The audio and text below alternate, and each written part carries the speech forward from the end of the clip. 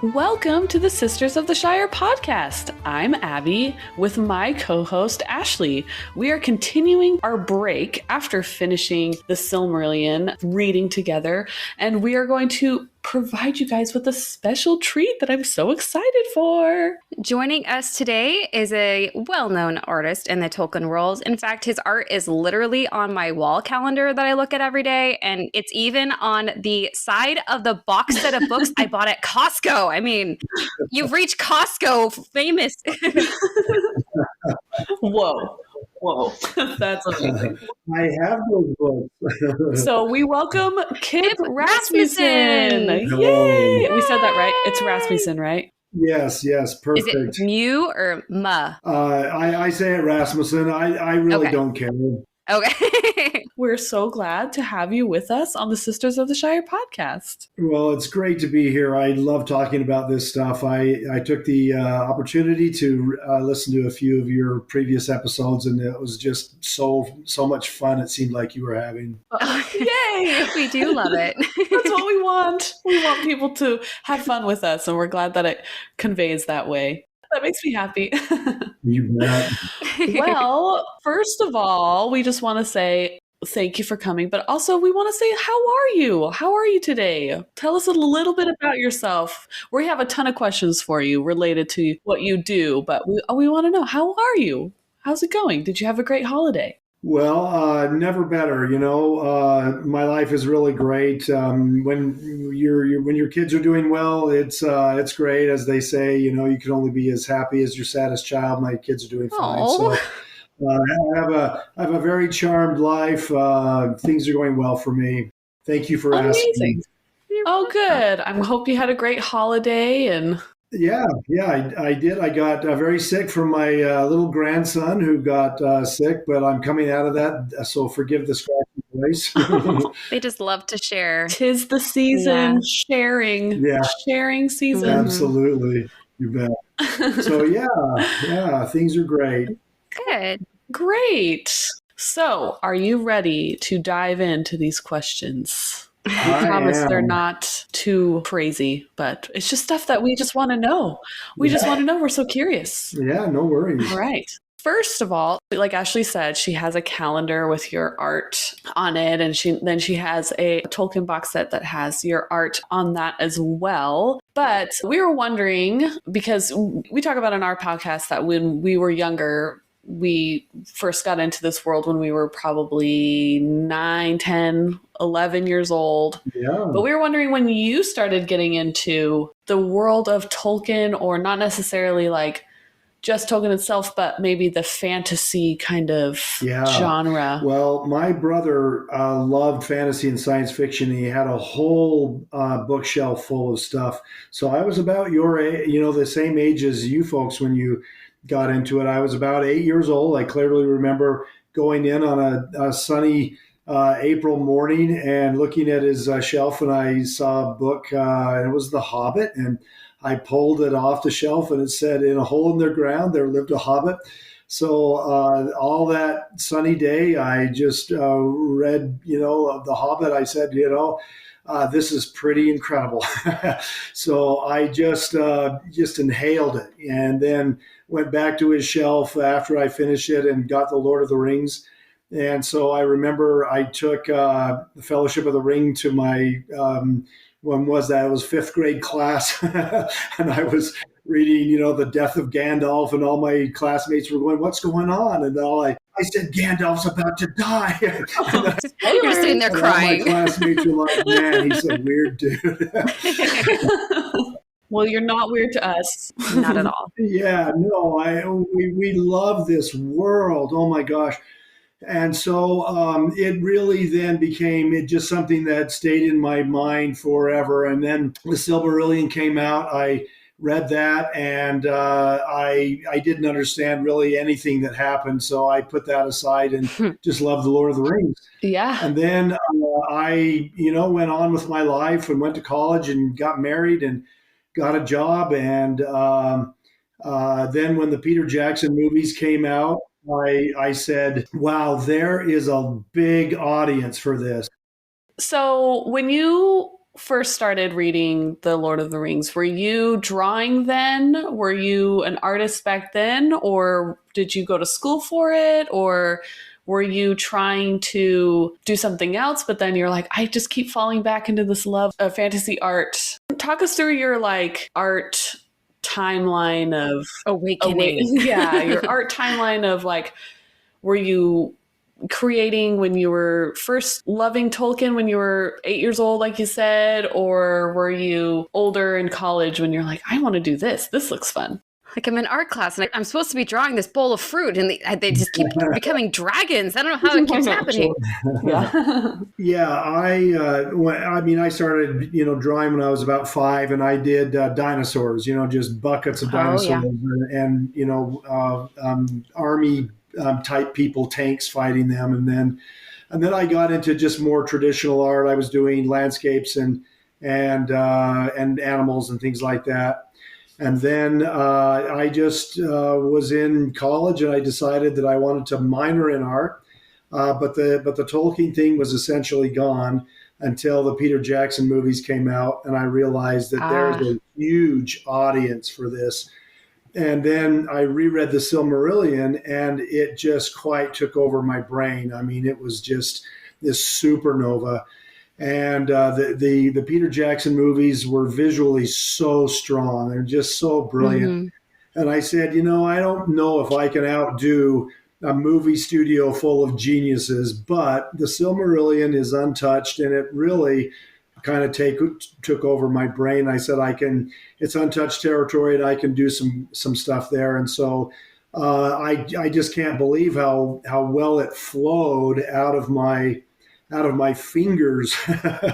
Yeah, it's beautiful. I mean, like you said, it's kind of an untouched, the Silmarillion art is kind of, it's very hard to find quality art that was like, yes, that's exactly what I see in my brain when I read this. And Ashley and I can attest to like trying to find something like, I want to find I think we talked about it in one of our episodes of trying to find a artist rendition of the sun and moon characters.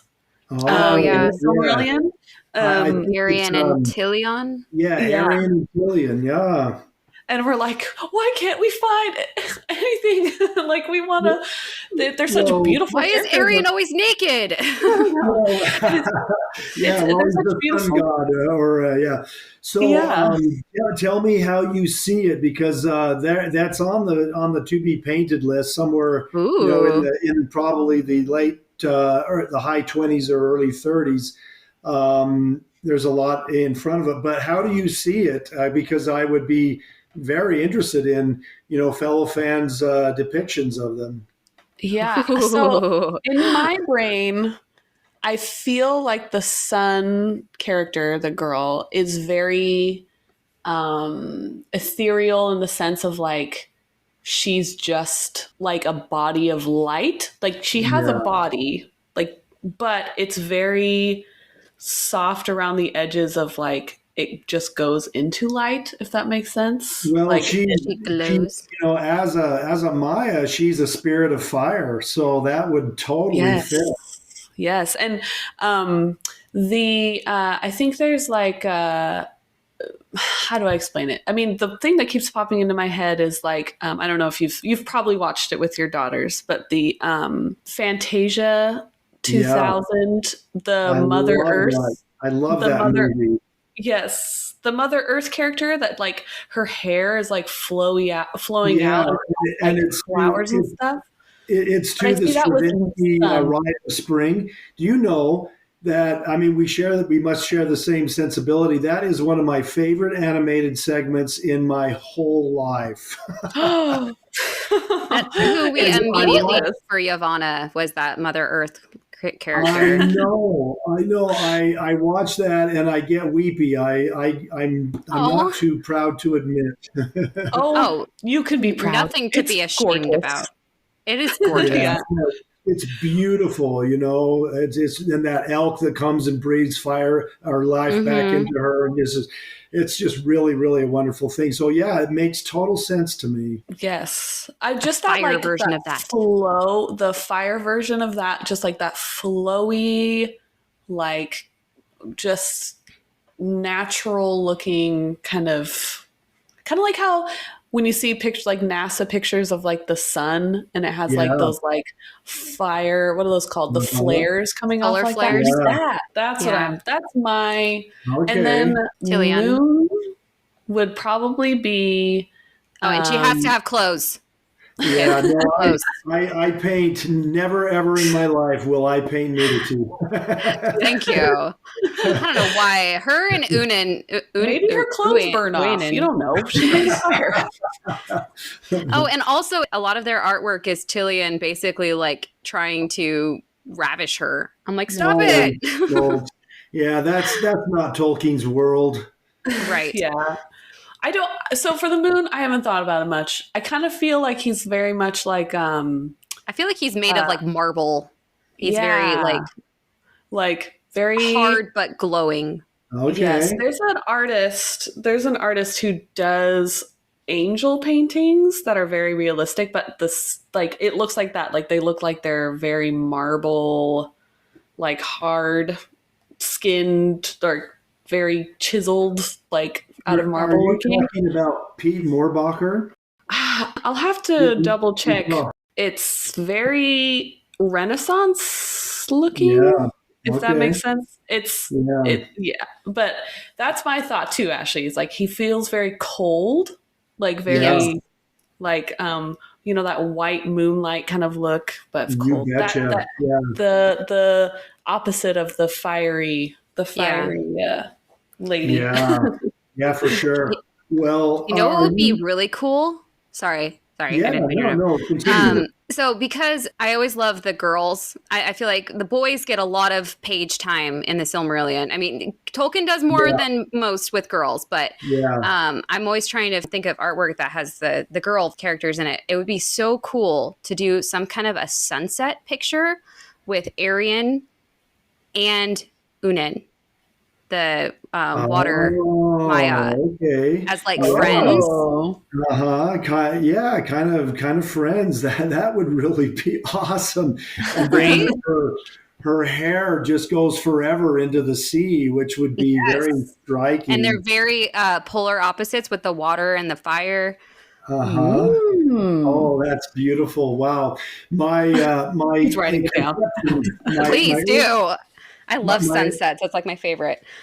My early conception of those two would be to make it sort of a diptych and just, you know, kind of put them side by side. Are you either of you familiar with the work of a Czech artist named Alphonse Mucha? I have that. I have many paintings of that in my house. Yeah. I bought some in Paris when I was there a few years That's ago. the most beautiful thing ever. Well, you know, really one of the great artists of all time, and his style, you know, that Art Nouveau really, really kills me. And so I was going to do something that is Art Nouveau inspired with those two. Oh my gosh, please, like side profile, like the halo around each one. That kind of You can do that for all the Valar, though. Well, you know, you couldn't run out of subjects with Tolkien in 5 lifetimes, you know. Oh no. If you do a Mucha like portrait, my husband is a gold gilder, like a glass gilder. How amazing would that be? Gilded gold. Wow. That would painted. Be really awesome. And he travels out to Utah all the time, just saying. I know. Well, we could have a collaboration in the future. Yes, that'd be amazing. Beautiful. Okay. Sidebar. I want to know what the first thing you drawed. I can't talk. That was Lord of the Rings or Silmarillion. What was your first thing that you drew? I think the first drawing was Turin on the bridge of Nargothrond, and then I did a painting of it, and then I did Orome killing the monsters of Morgoth, and then my third was Thingol and Melian, which is one of my most popular. That one's so beautiful. It's so cool. I really love it. It was like, I don't know how that happened because I it was like my third painting. Hey, it needed to be out in the world. That's what happens. I sometimes think that Tolkien's up there, sometimes giving a little bit of grace. Oh, sure. It's like you should use Um, the blue paint. yeah. How did you Yeah. decide the background? Because that's my favorite. I mean, everything else is beautiful too, but the background of the stars and the blue and the purples that really just like pops it. How did Well, you do that? it's really just Tolkien. I'm reading along, and it says that they laid their hands together, and the stars wheeled by, and the trees grew dark around them. I'm like, okay, this was the time where it was the world was only lit by stars, and Yeah. so I was like, well, I'm going to really lay this on thick, Yeah. and it's just, as we all know, Tolkien's the beauty of his prose is just bottomless. Mm-hmm. I know. There's so much you can pull from. Like, he gives you so much to work with to make, in your Yeah, brain these yeah. images. So Yeah, it's, every painting takes 3 to 12 weeks, and so one time my son really loves this stuff too, and one time he was I don't know 14 or so, and we did a little experiment with the Silmarillion, and I just said, I bet you there's something that's worth 2 months of my time on every page. And so we just Oh, wow. we just opened the book, and there'd be some awesome scene, and it's like, Sure. oh my gosh. You could probably do a painting per page if you really were, masochistic. I yeah, bet. an illustrated Maps, Silmarillion. even the maps. Oh my gosh, an illustrated Silmarillion. Yeah, Oh my gosh. that's one of my bucket list things, to tell you the Oh truth. man. Whoa, that'd be such a amazing undertaking. I would, if there was anything I could do to help you on that bucket list, I would. I am not the artist. Abby is the artist, but I'm the idea person. Like, what can Yeah, I do? I'm the organization. What can I do to help you with that? what we need to do is somehow obtain the rights from the Tolkien Yeah. estate. Oh, Okay, let's do this. Let's okay. do Should be super easy. No, the Super easy. Tolkien the Tolkien people who own the rights have been very, very supportive of me. They've put my work in the calendar, and the Tolkien estate had to sign off on that. So, they support me. They don't shut me down, which they could. Yeah. I mean, So that leads into my next question is when did your creation start getting noticed by the Tolkien estate or the Tolkien community of fans and things like that? When did it start to yeah. really take off? It was very, very soon after I created my website. I have a friend who's a film director, a very talented guy, and he loves Tolkien like I do. And he said, he came over one time and looked at my paintings and said, you got to get this website up. So he helped me get it up. And within like 3 weeks, Peter Jackson's people contacted me. Oh my Oh, gosh. Yeah, and said we would like to put a couple of your images in the special features of the DVD of the Desolation of Smaug, and I didn't have to think long about that one. I said, "Well, of course, I don't know. yeah, yeah," Izzy. and and That's then amazing. within 3 or so months, the Hachette people, which are the David Day publishers from England, Hmm. contacted me, and now I've had a relationship with them for now 10-ish years, and well, 9, I suppose. And they've just been great. I think I have 8 books, including the last one, which is the Second Age illustrated Second Age book, but.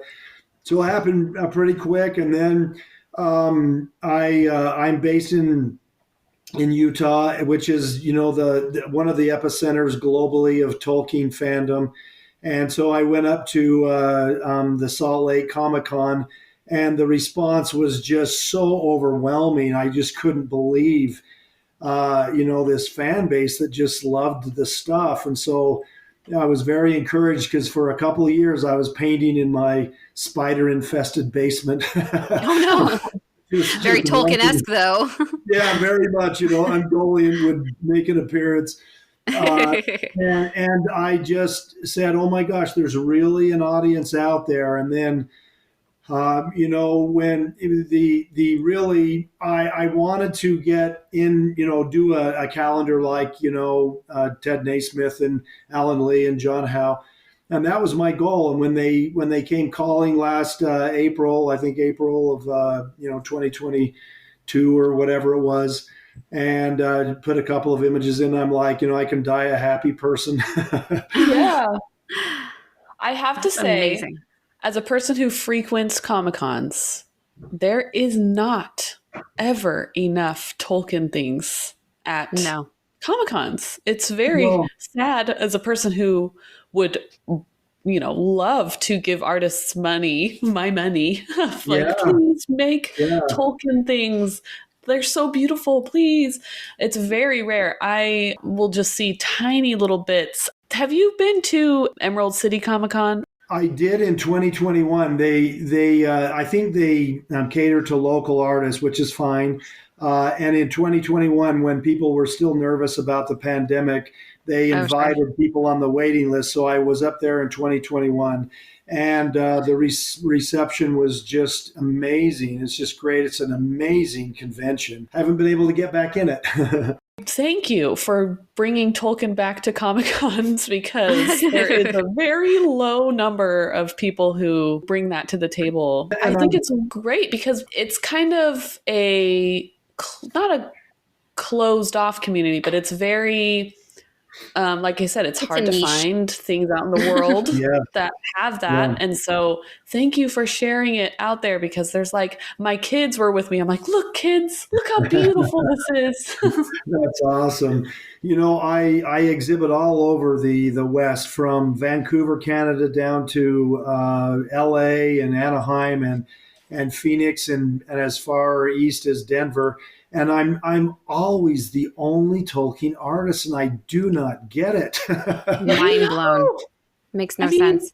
Really, he's one of the original. You would not have a lot of Comic-Con things if you didn't have Tolkien bringing in fantasy into this world. It's so true. And then there are some people who do. And it's really beautiful work, but they do it kind of like the old timey travel posters, like from the 40s and 50s, if you know what I'm talking about. Mm-hmm. And they'll do, like Isengard or Rivendell or stuff like that.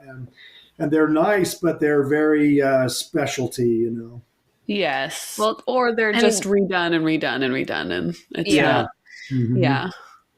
And the problem is that your fan base for Silmarillion art is it's a niche community that has actually read the Silmarillion, knows the characters that are, displayed in the art.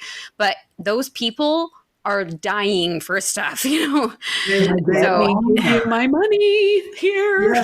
They are, and they come up, and they, it's the cutest thing that you ever run into in your life, and they buy your print, and then they go away, and they clutch the art to their chest. Yes. You're like, my precious. Yeah, and then you're like, that's why I paint right there.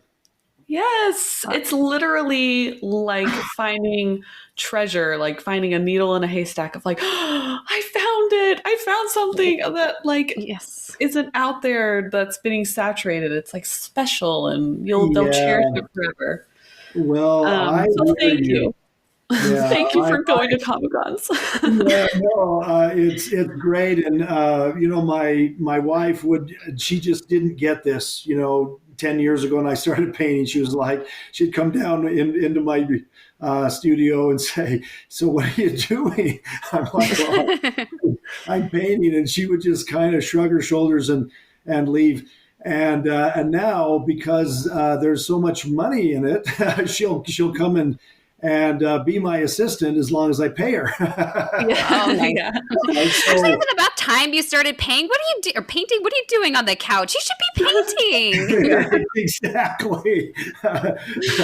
Yeah, just shoving you out the door with a broom. Go, go, get. And yeah, so now it's she's really jumped on board, and so it's a family thing, and I just really enjoy it. Amazing. Because you're talking about enjoying it, what is one of your favorite paintings or creations you have made? I know it's probably hard to choose. They're probably all your children. They love them equally.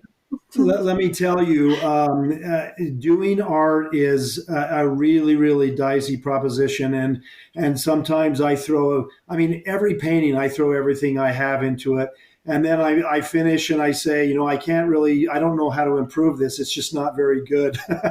And so, Yes. yeah, my son, who's an artist, will come up and say, "Well, what do you think, Dad?" And I'll say, he kind of smiles. I'll say, "Not my best, not my worst." Yeah.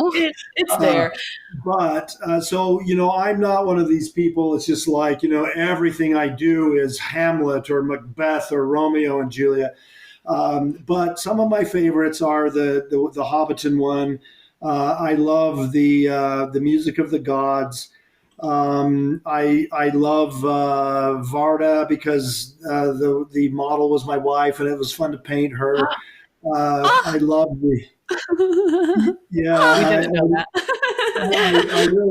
I really love the Orome one.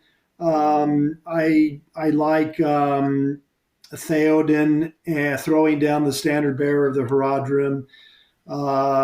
There's several others. Thingol and Melian is very precious to me because it kind of broke me through to people, if that makes sense. Yes. Yeah, it's how you were found. Yeah. Your claim to fame. Right.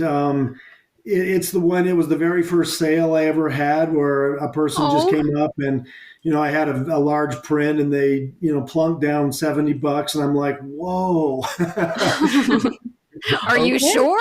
Yeah, exactly. Well, I couldn't actually sell it to him. My daughter had to do it. She was this cute 14-year-old and she just said, "Oh, sure.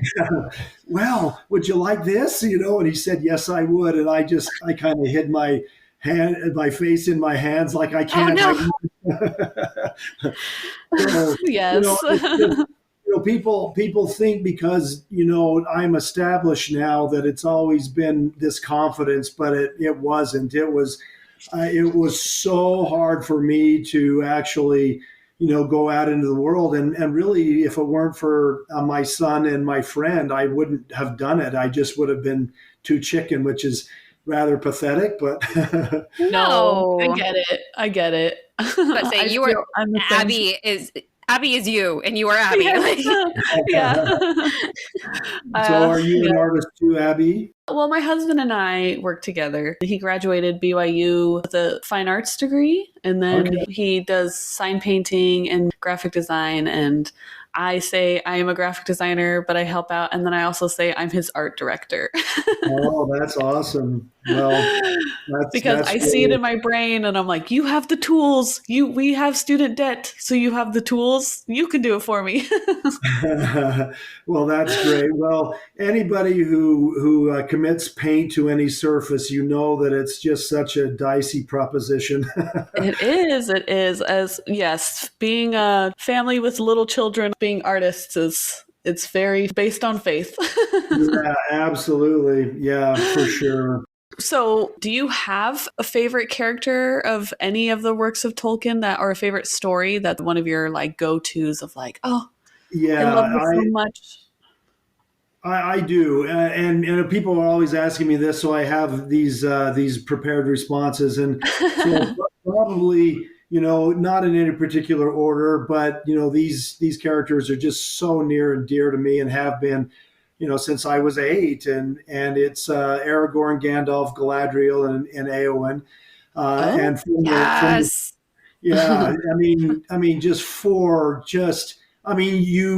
they're real to me. They're they feel as real as anything in my life. I always have to remind myself, just a story, just a story. Yes, we feel but, that. but they're just such magnificent characters. And then from the Silmarillion, gosh, I could rattle off a few, but Luthien is just so transcendent. And Baron's awesome. Finrod is great. I love Hurin and Turin, even though Turin is kind of a tragic figure. They're all tragic. Gently. Yeah. They're all tragic, though. Yeah. Varda is just awesome. Her only job is to create stars. It's just beautiful. I love Yavanna. I'm a big fan of trees. I mean, I'm a big nature geek. So just the god that only does trees. Yes. Is just really great. So yeah, how can you not love Tolkien and Orome? Ah, Yes. I love Tolkien. Tolkien is just the muscle, though, and I love it. You don't get an element, you just beat people up, okay? Got it? You're just here for the heavy lifting. He's of no use as a counselor, but he's a hearty friend. Yes, Yeah. I love it. I know we've been talking a lot about Tolkien, but is there any other fantasy writer or maybe even sci-fi that you love as well that you would want to do any art from? I love Star Wars, and I have got a couple of ideas for Star Wars creations. Since you do beautiful nature, kind of more landscape kind of things, I think it would be really cool to have a Jedi temple painting on a planet that has cool foliage and everything, but it's like a beautiful Jedi temple. That's something I would enjoy. That would be really cool. So we are two different people. I want Ewoks. Give me the fuzzy bears. Give me the fuzzy bears. Yeah, no, I love Return of the Jedi, but the Ewoks aren't my favorite. Thank you. That's something Ashley and I will never agree on. Yeah. However, my favorite scene out of pretty much all the Star Wars movies is the Battle of Endor. Ha! It's because you secretly love the Ewoks. You just don't know it yet. You know what I love is the ATSTs and the way they did that stop motion and how they tromp through the forest. And yeah. It's one of the great scenes in cinema history. They had nothing compared with now. They did amazing. Slightly off topic, but I'm just making sure everyone knows about this because it's so great. Have you seen that? It's like a series documentary, like episodes about how what is that studio called that did Star Wars? The Light and Magic. Films? Yeah, Light and Magic. Yeah. Yes, but it's a documentary about them working on Star Wars. If it's on YouTube, I've seen it. I think it was on Disney Plus. I think that was on. But it's so cool. They talk about how they did, the stop motion of all the big machinery things, and the guy who had to paint all the background glass things to the vignette kind of things. Oh my gosh, it's amazing. If you haven't seen it, it's so great. Yeah, I'm a sucker for all this, and because I paint so for so many hours, I just have YouTube on in the background. Usually, this kind of stuff. So yeah, I've seen a lot of it, but probably not that one. Yes, it's like a studio, like George Lucas made this documentary about Industrial Light and Magic. It's really good. Yeah. It's the kind of thing where you can't focus on other things. You just want to watch the whole thing. Yeah. It's pretty good. Yeah, it's super cool. Other properties that I really love are, I love the Dune world, and I'm so amazed by that last Dune movie. Oh my gosh, gorgeous. It was beautiful. Just nearly a perfect movie, and I think that they're finishing up the second one. And then this is going to jar some people, but I love the world of Conan. Now it's really, really violent. and I don't think I'm ever going to paint it, but I do love that world. Yes, amazing. Was this something Friend, you watched as a kid or something? Like, oh, is it one of those well, like, I will love it till I die? It was part of my childhood. it's more the books, the Robert Oh, E. okay. Howard books, and I didn't mind the Schwarzenegger versions or the Jason Momoa version. Now they were pretty good, but the books were just, I mean, I got into them at the absolute a perfect window in my life as a 14-year-old kid, and Oh, Yeah, sure. amazing. muscly guys with swords. Oh, it's me. Yes, amazing. When you work on these beautiful pieces, Creations. um, are there certain emotions that you like love to put in your artwork? Like, are there certain things you want to really hit hard of portraying? Like, Yes. the one I was looking at was Morgoth and Fingolfin, Yeah. Ugh. where it's just like, I know, but it's like that feeling of, for me, when I look at it, it's like there's no happiness in 90% of the painting, in a sense of like, this isn't going to go well. Like Yeah. there's just no Absolutely. happiness in it. But then that little him being illuminated, it's not coming from him, but it's that light just hitting him, is like, Yeah. yes, he is the light of this. Like, he is trying so hard to do good Yeah. things. Well, I mean, obviously you both are very, very sensitive to this world. And that's a very sensitive reading of my work because, it starts with Tolkien. I've hitched my wagon to one of the greatest creative minds in history. And so I take a scene and the color scheme reflects the mood of the scene, and it's everything. I mean, I'm very impressed that you talk about mood because that's what defines the colors that I use. So, that is going to be grays and blues and just suffocating, and if I don't know if you, well, you see the picture of the Nazgul bowing before Sauron. Well, that's Oh, that one was one of my entirely, favorites. yeah, and that is sold like hotcakes. I mean, it's only black and white with a teeny tiny bit of gold on Sauron's ring, and Oh, I didn't even see that. yeah, no, it's very, Awesome. in fact, probably impossible to see. But when I'm like, I mean, that this has got to be the most suffocating thing ever, and so it's just black and white, and there's just no relief for colors because this is, these are 10 doomed souls. Yes. But when I do, Hobbiton, then it's got to be, sunlit and glorious, like, those of us who love Tolkien want it to be. So it's all, golden and sunlit kind of a thing. So yeah, the Happy. color choice, the color choice dictates the mood, of course. Yes. And I feel like your choices of, I'm trying to say it without saying soul sucking, but kind of just that, like, kind of like a Dementor, where it kind of just makes you like, Yeah, oh, but in a good yeah, way, because you're like, this is that. The fact that art can make you feel that, though. Yeah, of like, I like the Enkelligon departing for the War of for the Wrath, War of where it's Wrath, like yeah, snow uh-huh, and this huge dragon on top of this mountain yeah, peak. And it's like, yeah. oh, well, this isn't going to go well for the people that No, we're going to have to deal with that dragon.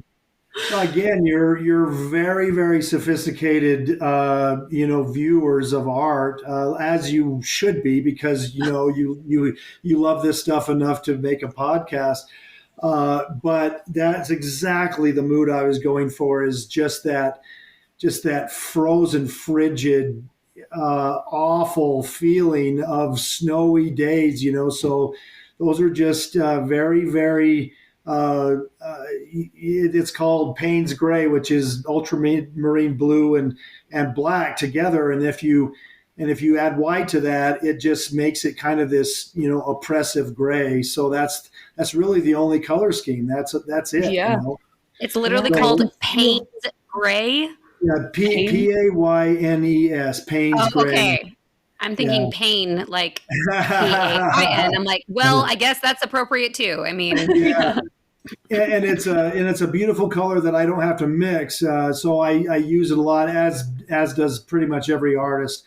But boy, it's that particular painting has a mood, and again, sometimes things just don't turn out in my work. That was one that did, and it's been so popular, like in my top 5, I think. Oh, wow. With your Ungoliant painting, what color is that? If that one is Payne's, that is like terrifying black. Yeah, it's just my black and pants, white. nightmare fuel black. Yeah, exactly. It's all that. It's the most, it's the second most suffocating image I've ever done. At the time, it was the worst. I basically, it's black and white, really, and then there's the red of her eyes.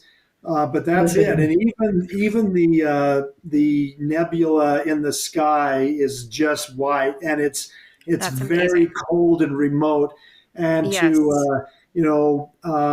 just to show you that this is a person. He's a god, but he's trapped, and those walls of that canyon are just closed in, and he's wrapped up in these thongs, and she's about to kill him, and which she would have if the Balrogs hadn't intervened. you can feel the like hopelessness of like, Yeah. like Yeah, it's it's a very disturbing picture, and I'm actually quite spider phobic, so it was awful. to I was going to say, paint. did this give you nightmares drawing? Like, I don't want, Yeah. I'm not looking. I'm not looking. yeah, you're Do painting you have with one eye nightmares? closed. I'll tell you what was the nightmare is when I started Googling pictures of spider mandibles. Oh, no. Oh no! And it's like, So actually, people, suffer you for do your not art. want high-resolution images of spider fangs. Oh, you're just So- looking through your fingers, like I can kind of see it. So that brings me to my Yeah. question is we've looked at tons of Silmarillion art, and some people want Ungoliant as more of a woman and some want it more of a spider. How do you decide these things that are kind of Tolkien leaves to question? He doesn't specify that. I mean, she is a spider, but does she have hands? Does she have a face? How do you make these decisions? Do you find it hard, or is it just what you see in your brain when you read it? Well, just, it's that last part. Tolkien, of course, is very, very metaphorical. Like he describes the size of Morgoth as a hill falling when Luthien Right. puts him to sleep. And he's clearly not a hill, but, so the only thing that did not feel like a true spider for Ungoliant was that she could talk. But she wove her webs of gloom in Avathar in the south of Valinor. So I just saw her as a spirit that took spider form. End of story. I don't think that there's any anthropomorphic kind of element to her other than she can talk. Yeah, and she was creepy. Yeah. But all spiders are creepy. It's so hungry. Yeah, infinitely hungry. It's funny. It's one of the characters that I can relate to because I'm constantly hungry. But you wouldn't eat a holy tree, would you? Would you? Oh heavens, no! I would never kill trees voluntarily. I don't think so. So you said your son is an artist as well. Yeah. Is there something you wish you could have told yourself as like a teenage artist, or some things that you give him as advice for all of our listeners who might want to start doing art? Yes, and I feel this right to my bones. Don't give up. If you love it, do it. And if you need to get jobs to keep the food on the table, that's fine. But then come home and do what you love, and just don't stop. And and it's it's a hard gig. I'm not going to lie, kind of like you've said with you and your husband, and but there's never been an easier time in history to get your work out there. With a click of a Yes. button, pretty soon it's you can't remove it from the internet. It's too late. Yes. And so, people find you. They found me very shortly after I did my website. It was just really hard for me to post it. So you don't need a website. You need, just do Instagram or Facebook, and you can get your work out there now that you couldn't really in the past. And so, if you love it, do it, and don't be deterred. And sometimes even the people that should support you don't really get it, and they will say, "Why are you wasting your time?" Well, if you love it, that's enough. Yes, do it for you. Do it for you. If it makes you happy, then it's great. It's wonderful. I feel like Edith kind of went through that with Tolkien too. So I mean, oh yeah, why are you doing this? Yeah, but you know what? He made her into Luthien, and you made your wife into Varda. I feel like that's a fair trade. Yeah. Yeah. And mine has been done for me. I'm just kidding. Isn't that wonderful that Edith didn't know that she was going to turn into this ethereal, timeless character? Is that cool? No. She gets to live on forever. It's amazing. Yeah. I'm not artistically inclined. So I have this theory, and you're welcome. I'm going to tell everyone I can about it, and whoever comes up with the coolest one first wins. How about that? Yeah. So you know how JRR Tolkien has like his cool like JRRT, and it's all like his like symbol. Christopher needs one. He deserves so much more credit than he gets. He does. Yours is pretty cool. Kip, yes. I saw yours, the rune looking one. Yeah, that's my Nordic winged dragon. So cool. Both men changed my life, and there's just somewhere on the other side I'll be able to say, give them a thank you. For sure. Yes. And sit in a comfy winged back leather armchair and just talk about stuff. Yeah, I have so many questions for that man. I know. Listen to other stories that he's created. Oh, sure. Oh, that'd be so great. I want to sit like those little Hobbit children in the movies and just listen to him and just look up at him and be like, "Oh, wow." So I have two more questions for you, but one is, if you could be someone in the Tolkien universe, or it doesn't have to be a specific character, it could be like a race of like Elvish, Dwarvish, Hobbit, Orc, I don't know, maybe. They were just misunderstood, okay? Where would you be in the universe of Tolkien? Where would you reside? What would you be doing? I would probably be an elf in Rivendell. Have to admit, when I was a kid, Aragorn was my guy. I wish that I had the heroism of, say, Glorfindel or Finrod. So those would be my ideals, but I don't think I could match up. But I would. Yeah, exactly. I would love to just tool around the canyons and waterfalls of Rivendell.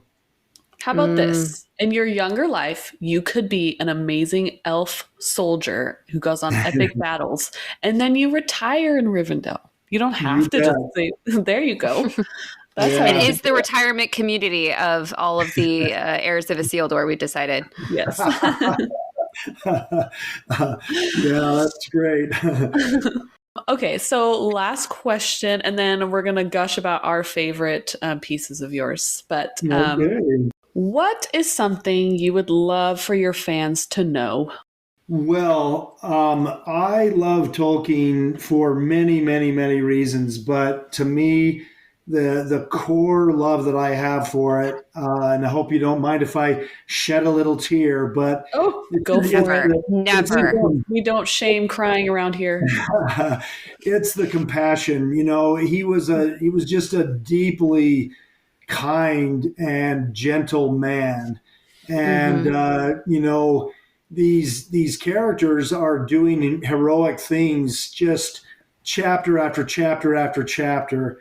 And it's just so inspiring. It's just like, Aragorn and Éowyn and Galadriel. And, they say that Galadriel had, wounds and all that kind of thing, but she atoned for it. And so many wonderful things that these characters did. And sure, they're characters. You can write as noble a character as you want, because it's pretty easy to just, conjure that kind of stuff up. But it's just, you could just feel the spirit of the author in his work. And it's just that compassion that the characters have towards each other. Yes, 100%.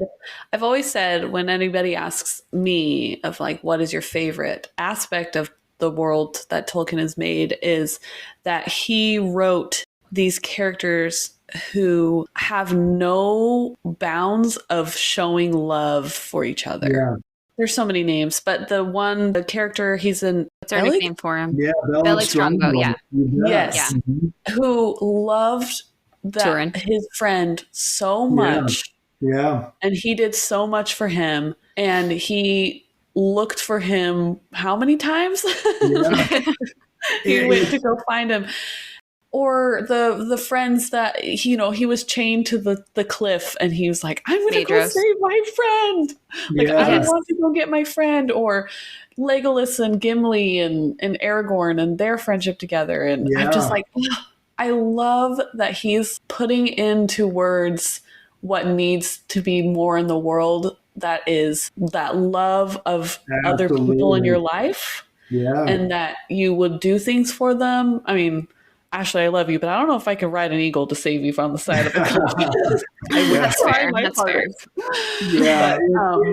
And it's, you're right. And it's, time after time after time. And maybe the grand, figure in this is Gandalf, who did not really want to go to Middle Earth, but no, he did not. Decided he was going to do that.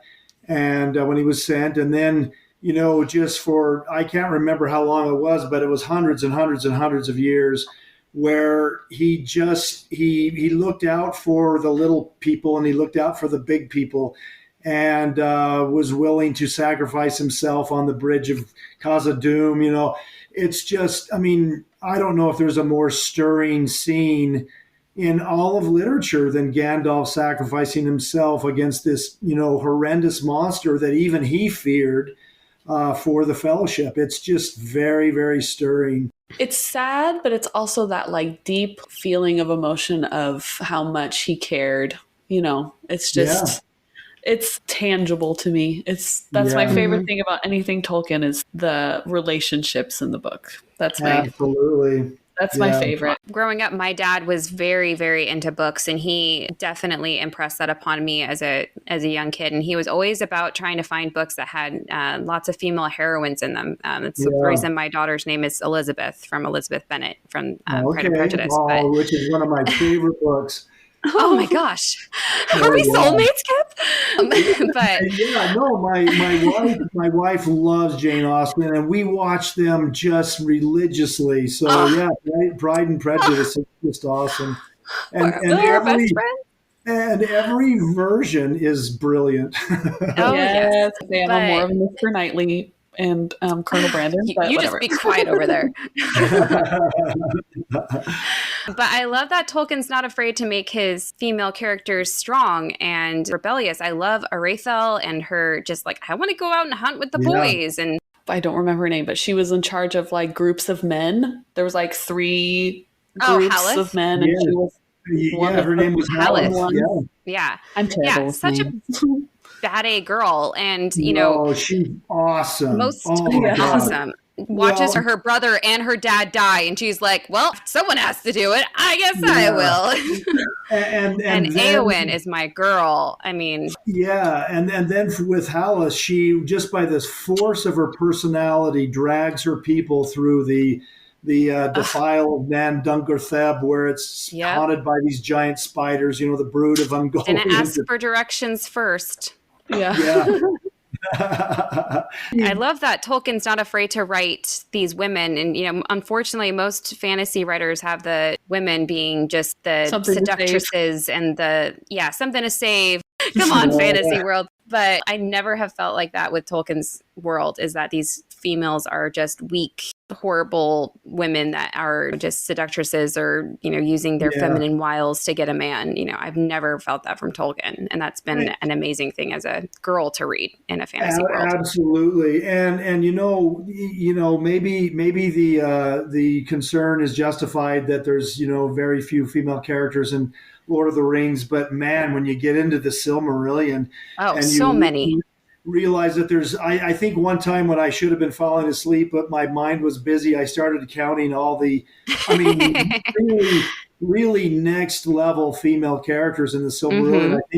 I think I landed on 15, starting with Varda and Yavanna and Nienna and all these great characters. Vana, when you hit Luthien and how she saved Baron's bacon multiple times, including going to the spirit world and hauling his soul back. To use the word progressive regarding his female characters, that doesn't even begin to describe it. She was a Beowulfian character. She's one of the great characters of all time. Yes, she is. We often wonder when we were going through the Silmarillion, we say it over and over again, like, I wonder where Tolkien got the inspiration for this idea, or where I wonder where Tolkien got the inspiration for that idea. Yeah. I've read that he hated the idea that people thought all of his works were just based on his World War experiences. But, it played a little part. But, I wonder, his mom was an awesome role model, his wife, obviously. Yeah. But, I also wonder, maybe his daughter or other women in his life had, these heroic roles that we never will hear about, but they will live on through his works. Absolutely. And I think Priscilla, his daughter, was one of the executors of the estate as well.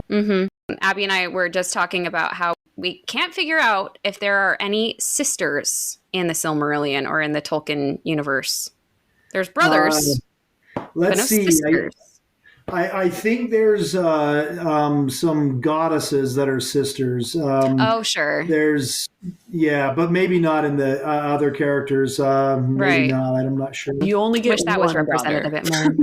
Yeah. But that's what he had. So I was like, well, that must be the norm, I guess. One only. Well, I love that in Tolkien's world that men and women were equal and awesome and had their places. Maybe they didn't have the same roles, but they were certainly of equal value. I think that was clear. I agree. So now we're going to gush over. Ashley and I decided to choose a favorite. Well, how could we choose a favorite? But to tell you our favorites. I have 3. I know, our favorites of your works.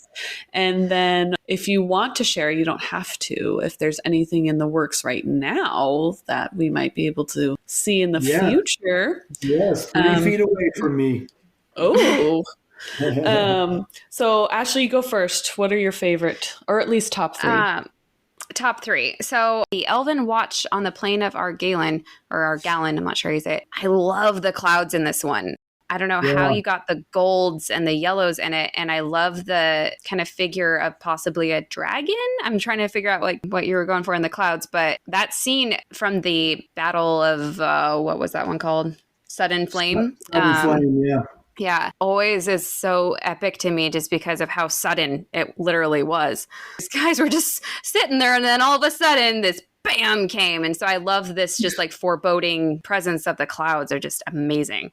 Well, again, you're a very insightful student of art, almost like you're an artist. That's the whole point. It's the portent of menace and doom. And they're looking, and they've been on this plane for hundreds of years. These are immortal elves, that was what it was all intended to be, is just this symbol of menace, a preview of their struggles. Well, I just love the golds in it, though. It's somehow still evil, but gloriously evil. Yeah. Evil. Thank you. And then what was your second one, Ashley? Of course. I'm so happy that you did one of Eowyn. There's not enough Eowyn art out there. I want to see her in all of her glory. Yeah. That is by far my favorite. She is my girl. I love you and I love your art, but I'm a little disappointed I didn't get to see her face because her mean mug with that Nazgul would have been amazing. But I get it. I'm going to do another one. And I will put her face in. That would be amazing. I happen to have an extraordinarily beautiful wife who is fine to pose for me as long as I pay her a little. So I'm gonna make her my Ao, and she's already my Varda. That's awesome, though. That would be amazing. Amazing. Yeah, I will do that. I was going to do it anyway. Oh, good. I mean, I didn't want to like make demands on you, but I mean, well, to tell you the truth, to be seen. I need to do a better wall of the city, and I need to do a better city, and I need to do a better fell beast and a better ring wraith. So I just kind of want to do it again. It'll be the only time I've ever repeated a scene, but that one deserves it. Oh, amazing. I mean, it still looks amazing. Okay, now it's my turn to guess. Now it's my turn. My turn. You gush. Okay. As much as I love like the color in the Thingol and the Baron and Luthien, I love the darker ones. Okay. My two top are for emotion for me is Durin in the long sleep, his I tomb. Knew you would pick that one. Yeah. Oh, gorgeous. I love it. I knew you picked that one. I know. It's beautiful. It's beautiful. I just love it because it just feels like that stone. It just feels that final like tomb, the coldness of it, the like sadness and grieving of it. I love it so much. It's beautiful. You do smoke really good. Not smoke, mist. Yeah. You do that amazing. Well, I don't want to tell you my dirty little secret about that, but I'm going to because you deserve it. A witch. He's a wizard. I knew it.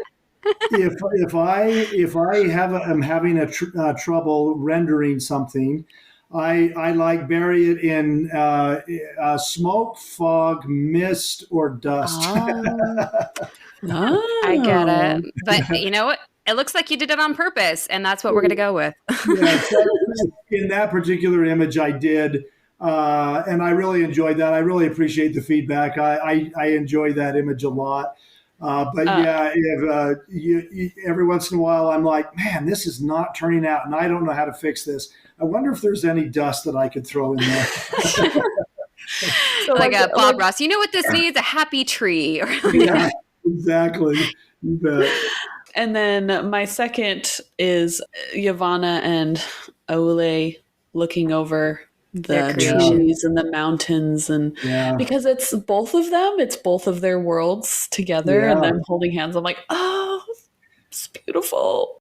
I appreciate you bringing up these two that are less, popular. I sell them. I just don't sell them as much as some of the others. And in fact, both of you brought those up, but they're both creators, and the creative process is so dear to my heart that I was like, she's making these incredible trees and he's making these incredible mountains. And I bet they would share the process with each other regularly, So I don't know. I love people when they're happy, couples and all that kind of a thing. And so I had a blast doing that painting. I can just see them supporting each other like, that is a gorgeous mountain. Good job. Thanks, honey. Yeah. Absolutely. I love it. Those two are my favorite. Valar. Yeah. They're my favorite. And Arome. But I'm very honored. Thank you. It's just I love it so much. Thank you for putting your art out there. Well, thank you for the kind words and the fun feedback. And it's just so fun to talk about this stuff. Of course. Well, we're so grateful that you wanted to talk about it with us. Can I show you the upcoming images? Oh, yes, please. Yes. So let me do this. So Okay. this one was done for David Day's Numenor book, and it wasn't finished, but I went ahead and sent it anyway. I'm going to make some Numenorian warriors in front of it, but that's Sauron, and Whoa. Dude. and down there at the bottom there will be Numenorian soldiers with swords raised. Dude, I didn't know what the color red was before. That is like did you use red in your okay, there's some flowers and stuff. I've never seen you use red like that before. Yeah. Dude. So Sorry. so this the palace was inspired by a gem that I ran into on the internet called black onyx. Have you ever heard of that? Black opals. Yes, and they're like Oh, dark, but then they have bursts of color in them. Yeah, that's yeah. awesome. So anyway, I said, well, the Numenorians were fabulously rich, and so they made a whole palace out of black opal. And I am so not doubting that for a second. I can't remember which one of you liked the dark ones. Me, it was Abby Abby. does. I do. Which is funny because I'm usually the darker soul, so that's kind of funny. But What? Sorry, which one was it? Abby. Abby. Okay, so this is something I'm putting together very specifically because at the Gem State Comic Con, Sean Astin is going to be there, and so I don't usually do hobbits, but I'm going to do the 4 hobbits versus the 5 Nazgul. So Oh, here are the Nazgul. Oh, whoa. Ooh. Let's see. Wow. Okay. I do oh love my anything with the, gosh. I do love anything with the moon in it. My daughter is named Luna, so anything Oh, that's dark like that. beautiful. So here's, if you can see there's a Nazgul that I'm going to put, and this is my Oh my wife, gosh. and a couple of Nazgul, and then there's the Witch King right there, and then in front of them are going to be the 4 hobbits. Oh my gosh. Wow. Little sneak peek. So Wow. yeah, I've got to get that one done, and then I'll finish the Numenorian one, and we'll continue. Oh my gosh. Amazing. So excited. Amazing. Oh, so cool. So I feel cool. very honored. I feel very I honored. know. Well, I feel honored because you don't get any feedback until you actually publish it to the world. So Yes, yes, exactly. I know I said I love the dark ones, but if you ever did a library of Rivendell with Elrond, yes, Elrond's her any dude. any library Rivendell, that would be gorgeous. That would be well, my one color painting that I would. No, I'm just kidding. Well, here's the thing: is that people ask for Rivendell all the time, and here's another time that I'm betraying my weaknesses. But I don't do buildings very well because they're very, very tricky, and you have to do a lot of perspective and stuff. But Mhm. there will be a Gondolin, and there will be a Rivendell in the future. I feel like Rivendell would be catering to your skill of more natural Yeah. curves and more natural, Yeah. like, Yes. it looks more like trees, and Yeah. the architecture looks like that instead of, very stone, square, hard. Kind of like the Woodland Realm So- stuff. Mhm, Yeah. mhm. If you're familiar with Art Nouveau, and if you're not, you're going to enjoy it. Just Google it, and all this great stuff comes up. The Go ahead. one portrait that my husband did of me, he did an Art Nouveau portrait of me. Yeah. It's That's gorgeous. I love it so much. I'm actually renovating my office to be Art Nouveau, Tolkien inspired. So Oh, I'm very jealous. I'm very jealous. I'm very excited. So Rivendell, my Rivendell will be Art Nouveau based. Ooh, Mhm. perfect. Well, we are so thankful that you joined us today. Thank you so much for having me and being Of willing course. to talk about Tolkien. It's just so fun, and this doesn't have to be a one-off. If in the future you're in a pinch We would love that. I mean, I kind of took a chance and you commented on a post that I did of your artwork. And I always try and give, props to the artist. I never want to steal. I just want to share, the art. Yeah. And you posted something and I'm like, you know what? I'm going to take a chance and see if he actually is willing to be on our podcast. But then you said yes. And I'm like, oh my goodness.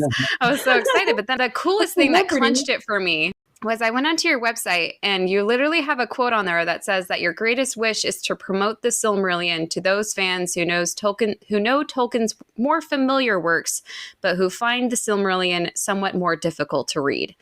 And if there was a caption for what our podcast was about, that's what it would be. So I'm like, I feel like we'd get along. Yeah. Well, those people who love Tolkien love it for the reasons I think that you and I, do, and I mean, it's such a universal appeal. So yeah, it's if I meet a Tolkien fan, usually they're a kind of insta friend. Yes, exactly, kindred spirit. Yeah, that's what I was looking for. Well, thanks so much. Yes, we of course have been gushing over it, but your artwork is incredible. You should be very proud. And we wish you the best of luck in all your future pieces you make. We can't wait to see where it takes you for more Tolkien amazing things. And we hope that your children, especially your son who's an artist, that he has success, and that would be great. And we hope that for him as well, and your daughters as well, and that your wife knows how lucky she is. She gets to be a model of an amazing artist and be immortalized. And so we just thank you for coming and hanging out with us today and continuing to inspire the spirit and love of all things Tolkien for so many fans and so many years to come. So thank you. You're welcome, and thank you for this wonderful podcast. Yes, so we're so glad that you found us. Yes. To our listeners, thank you so much for listening with us today and joining us on our amazing discussion. I cannot gush enough about this amazing man that we've been able to hound with questions. We are beyond grateful. Until next time, I've been Ashley. And I've been Abby, the wonderful Kip Rasmussen. We're so grateful you're here. And we're so grateful for all of you listening, for joining us today. And we hope that you join us next time. Bye. Bye.